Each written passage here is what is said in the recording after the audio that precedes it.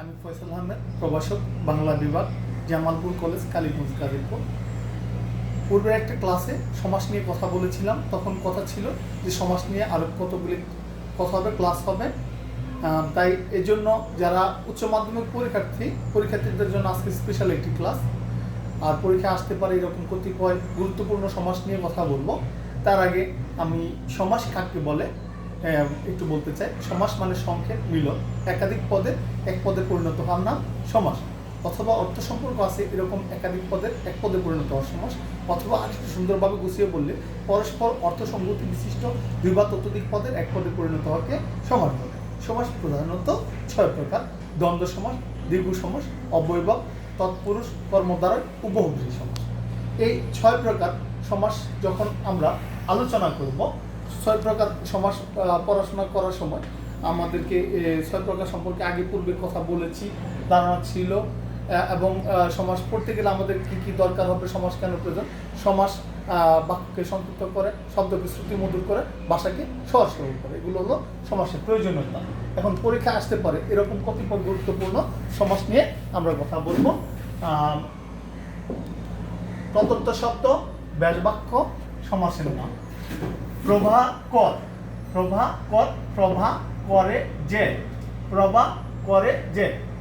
আমরা উপপদ তৎপুরুষ, তাহলে উপপদ তৎ মানে তাহার, পুরুষ মানে সমান, কার সমান, পূর্বপদে যেটা বসে। তাহলে উপপদ তৎপুরুষ হইলে প্রভা করে যে, প্রভাকর, সেটা হইব উপপদ তৎপুরুষ। যেমন উপনদী, নদীর সদৃশ, অব্যয়ভাব সমাস। পূর্বপদে যেখানে অব্যয় বসে এবং অব্যয়ের অর্থ প্রাধান্য পায় তাকে অব্যয়ভাব সমাস বলে। উপনদী হবে নদীর সদৃশ, অব্যয়ভাব সমাস। রাজপথ, পথের রাজা, ষষ্ঠী তৎপুরুষ। পূর্বে বলেছিলাম যেখানে দ্বিতীয়াদি বিভক্তি বসে। দ্বিতীয়াদি বিভক্তি বলতে দ্বিতীয় থেকে সপ্তমী র এর দিকের দ্বারা দিয়া কর্তৃক, এগুলো হলো বিভক্তির চিহ্ন। এখন রাজপথ, রাজপথকে যদি আমরা বলি পথের রাজা, পথের বয় শূন্য র, র এর দিকের দ্বারা হচ্ছে ষষ্ঠী সমাসের উদাহরণ, আর সেই সমাসটা তৎপুরুষ। তাহলে পথের রাজা, ষষ্ঠী তৎপুরুষ। উদ্যাল, উদ্যাল মানে বেলাকে অতিক্রান্ত, বেলাকে অতিক্রান্ত, অতিক্রান্ত করে যে, ওখানে অব্যয়ভাব সমাস, যে পূর্বপদে অব্যয় বসে এবং অব্যয়ের অর্থ প্রাধান্য পায়। তাহলে কাকে অতিক্রান্ত করছে, বেলাকে অতিক্রান্ত করছে। বীর কেশরী, বীর কেশরী বলতে আমরা বুঝি সিংহ, সিংহ তো কেশর থাকে, লোম থাকে, বীর কেশরী। বীরের ন্যায় কেশরী, যে বীর তার মতো যে লোম আছে সেটা বীর কেশরী। তাহলে উপপদ কর্মধার, তাহলে উপমান কর্মধার। বীরের ন্যায়টা, ন্যায়টা যদি ব্যাসবাক্য রূপে মাঝে বসে তাহলে উপমান হয়, আর যদি ন্যায়টা ব্যাসবাক্য রূপে শেষে যায় তাহলে হয় উপমিত। তাহলে বীর কেশরী, বীরের ন্যায় কেশরী, তাহলে সেটা কি হবে, উপমান কর্মধার। উপমান কর্মধারয় সমাসের যেমন আরো উদাহরণ দেওয়া যায়, যেমন কাজল কালো, কাজলের ন্যায় কালো, নীল পদ্ম, নীল পদ্মের ন্যায়, তাহলে উপমিত কর্মধারয় হয়ে যায়। ৮০ ২০, ৮০তে ২০ জাত, ৮০তে মানে দাঁতে ২০ জাত, দাঁতে ২০ কার, দাঁতে ২০ সাপের, তাহলে সেটা হবে তৃতীয় কোনো ব্যক্তি বস্তু বা বিষয়কে বোঝালে কি হয় ৮০ ২০, তাহলে বহুব্রীহি সমাস হয়। যেমন বই পড়া, কাকে পড়বো, বইকে, তাহলে বইকে পড়া, দ্বিতীয়া তৎপুরুষ। ওহি নকুল, ওহি হলো সাপ, নকুল হলো বেজি।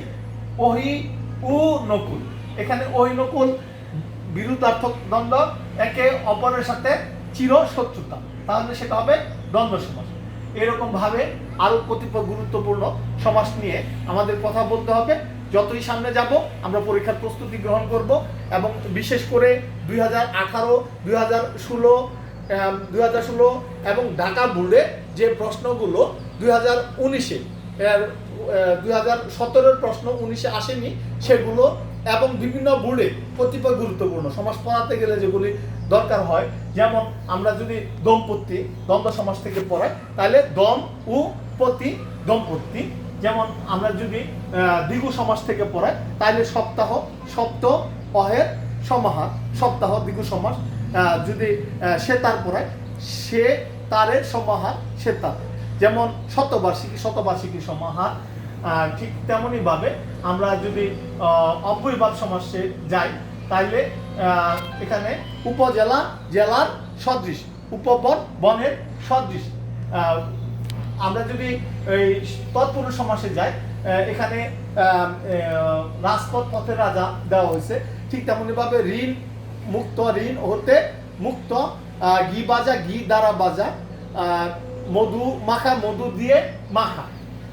যেমন বীর কেশরী, উপমান কর্মধারয় সমাস ৮০-২০, ৮০-২০, তাইলে